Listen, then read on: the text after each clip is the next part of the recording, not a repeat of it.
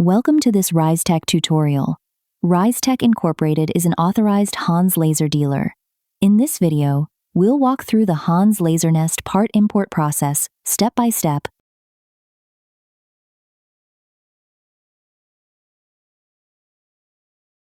Part import. Click the Import Part button and select the parts to import. Press and hold the Control key to select multiple individual parts. Press and hold the Shift key to select a continuous range of parts. Click OK to complete the import. Click Add Standard Part, select the Standard Part tab, and set the parameters. Click OK to add the part. Click Draw Part and use the drawing tools to create a part. After drawing the part, click OK. Click Import Part Excel and select a prepared spreadsheet. Click OK to complete the import.